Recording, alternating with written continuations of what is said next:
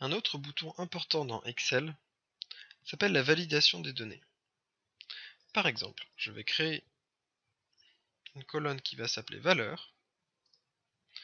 Et je décide que dans cette colonne, toutes les valeurs qui vont être entrées par mes associés, mes commerciaux, etc. doivent être supérieures à 1000, tout le temps. Pour cela, je vais me rendre sur la colonne en dessous de valeurs et cliquer sur validation des données. Ici apparaît donc la case validation des données. Je vais décider, en critère de validation, d'autoriser tous les nombres entiers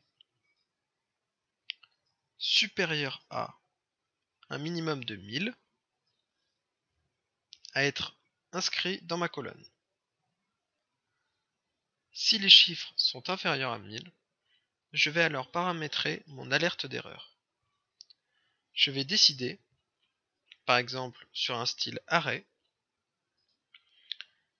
qu'un message d'erreur s'affiche si la valeur par exemple est inférieure à 1000. Le titre sera impossible et le message d'erreur, la valeur doit être supérieure à 1000. Je vais ensuite cliquer sur OK. Et comme pour les formules, je vais cliquer sur le petit carré ici et étendre cette règle jusqu'en bas de ma colonne. Ainsi, si je souhaite mettre en première valeur 1250, je clique sur Entrée, tout se passe bien. Or, si je veux mettre par exemple 850 et que je vais cliquer sur Entrée, le message d'erreur s'affiche. Impossible, la valeur doit être supérieure à 1000.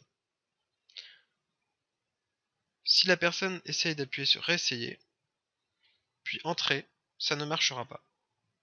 Le message d'erreur est strict et formel, nous ne pouvons pas mettre une valeur inférieure à 1000. Pour cela, nous allons cliquer sur Annuler ou la croix, et la valeur s'enlèvera.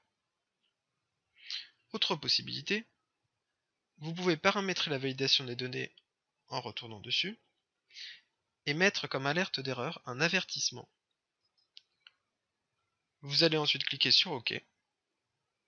Vous allez appliquer ceci jusqu'en bas. Et lorsque vous voudrez entrer 850, Excel vous avertira que la valeur doit être supérieure à 1000. Or, il nous propose aussi de continuer.